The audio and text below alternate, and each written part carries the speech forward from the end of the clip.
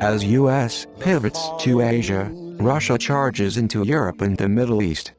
Posted by Benjamin. July 8, 2013. Last week's regime change in Egypt reflects a bold geopolitical chess move by Russia's Vladimir Putin. In response to the U.S. drawdown of its forces in Europe and its pivot to Asia, Putin has moved in force into the Middle East. The endgame will mean Russian control over European energy supplies. As a result, the center of Western European power will shift from France and Germany to Russia and Germany.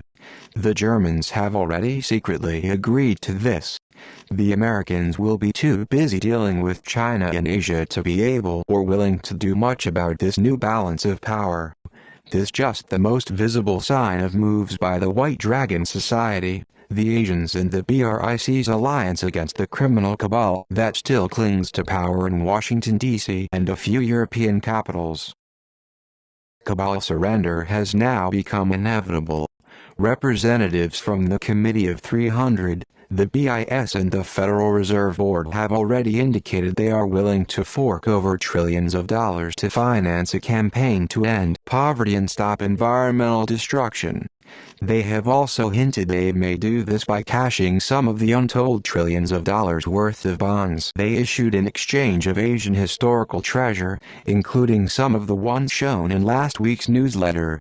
Negotiations on this issue are expected to last through the summer, so no announcement is expected before the autumn.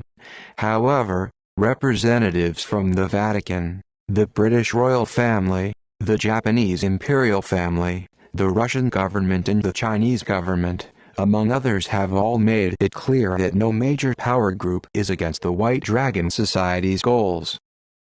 The problems at this point are now more technical and logistical issues of how to make a move from psychological agreement to practical moves on the ground.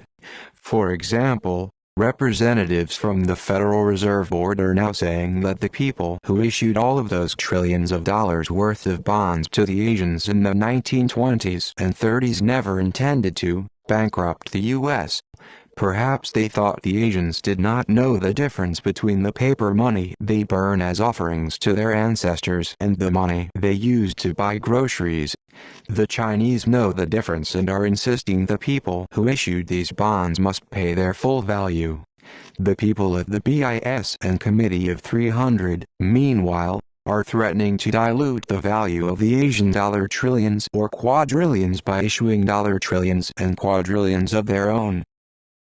Of course, funny numbers aside, it all boils down to a question of power, and the White Dragon Society sticks by its view that all the new money to be created must be split 50-50 between East and West and spent on improving the planet. The Asians agree in principle to such a split and will continue upping the pressure on the cabal until a deal is reached, Asian and Western secret society sources promise. In the meantime, there will be a lot of visible changes in world power structures before any deal is announced. The regime change in Egypt is a clear sign of this. To understand why this is so, it is necessary to look at oil and gas. As most aware people realize, the war in Syria is financed by Qatar and Saudi Arabia because they want to build a pipeline through Syria to send gas to Western Europe. Russia, which now dominates gas sales to Western Europe, does not want the competition, so they are helping Syria fight against the pipeline mercenaries. Here are a few indications of how the power balance has changed. The governments of France, the UK and Washington, D.C. call for a no-fly zone in Syria. The Pentagon, Russia and China veto this. The Pentagon repeatedly refuses hysterical requests by slave politicians in Washington, D.C. to attack Syria. Turkey, which used to actively support the anti-Syrian moves, stopped doing so after a visit from Putin. And now, Mohammed Morsi of the Muslim Brotherhood was overthrown because he called for armed action against the government of Syria. The new Egyptian government is composed of nationalists along the lines of Abdel Nasser. Nasser was aligned with the Soviet Union. So, what about Israel? Here again, fundamental changes are being seen.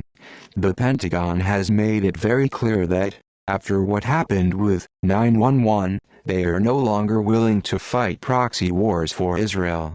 All the bitching and moaning by bribed politicians in Washington, D.C. and propaganda outlets like the New York Times is being ignored by a thoroughly disgusted U.S. military establishment. Fortunately for Israel, Putin is ready to come to its defense instead. 1/4 of the population of Israel, and 1/3 of its Jewish population, is Russian. The new Egyptian government has not made any anti-Israeli moves or statements. Instead, the new enemies in the region are the Salafist, Wahhabi and Al-Qaeda hate-mongers and their Sabbatean handlers. Doubtless there is going to be a lot of turbulence in the region before the new balance of power settles in.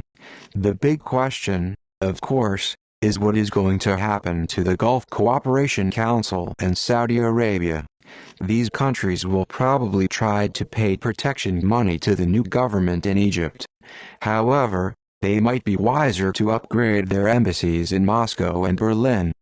That might not be enough, though, to stop a payback campaign being planned against the Gulf countries by their many victims. There may also be trouble outside of the region. Canada, for example, has begun to position itself as an alternative source of oil and gas to the volatile Middle East. This may be why a train carrying oil appears to have been sabotaged at Lake Mégantic in Quebec. Canadian government sources say the Rockefeller family has been financing environmental activists opposed to the building of a pipeline that would supply Canadian oil to the U.S. The Rockefellers were famous in the old days for sabotaging their competition. Let us hope, for their sake, they are not up to their old tricks in this case. In any case, the entire Rockefeller, Bush, Morgan, Warburg, Rothschild etc. Federal Reserve Board control grid in America is falling apart. While President Obama failed to confess to his secret past on July 4th, as predicted by this newsletter's sources, he is clearly fronting for a failed regime. The picture essay linked here. http://www.tomatobubble.com/Putin_Obama.html. While clearly biased, nonetheless leaves the impression he is being forced to act like a fool by his controllers. Especially revealing are the pictures of him bowing to heads of the foreign regimes like Saudi Arabia, Japan, and China, that are keeping the United States Corporation, as opposed to the debtless Republic of the United States, from going bankrupt. Start to fall.